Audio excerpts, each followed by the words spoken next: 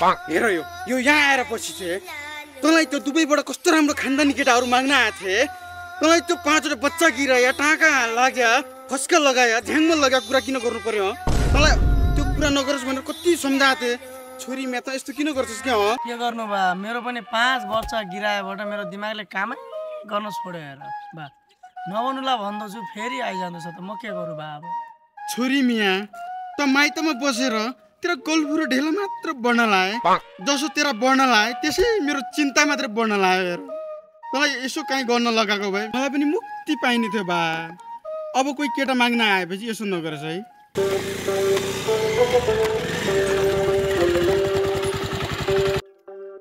कता हो भाइ अलि अगाडिसम्म नौ दाजु भाइ यार तिम्रो बिहामा त यार भात खान लास्ट मजा लाग्यो नि अस्ति यार किन नमजा आउने त दाजु यार मैले त्यस्तै टाइपको बिहा बनाएको थिएँ नि तर दाजी बिहा गरेपछि लास्ट मजा आउने रहेछ नि दाजी यार आजभोलि त बुढीले ओछ्यानमै खाना पुगाउँछ अनि कपडा सपडा धोइदिन्छ म त टोयलेटमा गएपछि टोयलेटमा गएर पानी पनि हालिदिन्छ क्या अझ रातिको त कुरै नगर्नु यार छुट्टै बेग्लै मजा छ क्या दाजी अब हजुर जस्तो राणो मान्छेले के त ल दाजी मलाई पनि हतार छ होइन बुढीलाई जङ्गलतिर लिन जानुपर्ने छ हजुर बस्दै गर्नुहोस् ल ए ल भाइ ल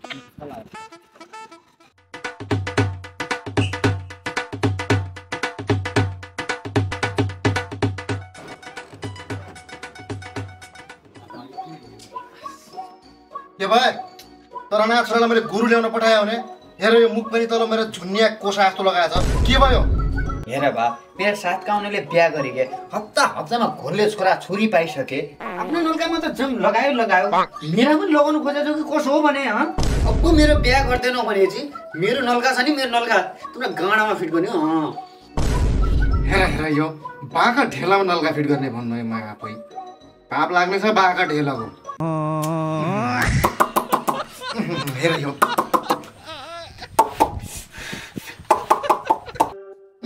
हेर यो यी बालाई उल्टो सुल्टो भन्नु लाग्यो हिँड पर हपर गाडेकी छोरी छ अरे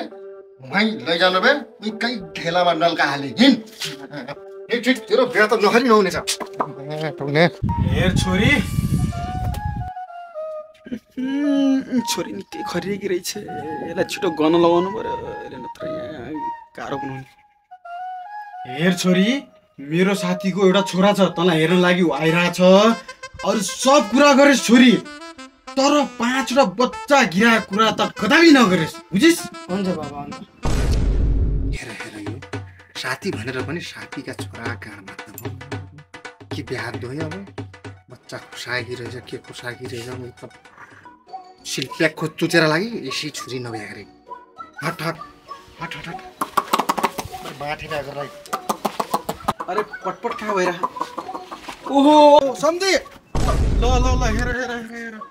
घरमा आएको पाहुना कहाँ फेरि फर्केर गएको यता आउनुस् कहाँ फर्केर अरे त हामी छोरी र बाको कुरा पो रमाइलो यस्तै रमाइलो गरिरहेको थियो त्यतिकै फर्किजानु भयो हेर्नु त यो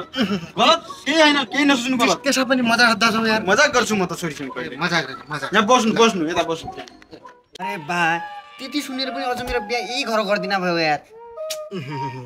ऊ भनेका मेरा बच्चैदेखिका साथी हुन् मसँग त्यसो किन गर्लान् त्यसो गर्नु भनेको त उनले आफ्नै ढेलामा बन्चुरा हान्नु हो त हेर जातिर बित्ति म त्यसो गरौँला त आफ्नो बचपनदेखिको साथीसँग बरु म छोरीलाई बोलाइदिन्छु हेर छोरीलाई छोरी मिया आऊ बाबु हजुर बाबा आऊ बाहिर आऊ बा बस यहाँ बा बस यिनै हुन् मेरो छोरी हेर्नुहोस् अब त हामी पक्का सम्धि बन्ने हो साथी मात्र होइन अब साथीको सम्बन्ध मात्र होइन पक्का सम्धि बन्ने हो मेरा साथै छोरी त हिजो निकै भिरी गाड्न गइथिन् क्या हेर यो निकै जिउ ज्यान उत्साह हेर त यो अनि उहाँले काम के गर्नुहुन्छ त हेर मेरा बाको 30 बिघा जग्गा छ काठमाडौँमा ठमेलमा 2टा घर छन् दुबईमा एउटा घर हालिदिया छन् मलाई मेरो अरू केही छैन जे छ मेरा बाउको छ भाइ सब तेरा बाको भएपछि त जाँठाको के काम छ र म त तेरो बासँग बिहा गर्ला र नि बा मलाई यसको बासँग बिहा गराइदियो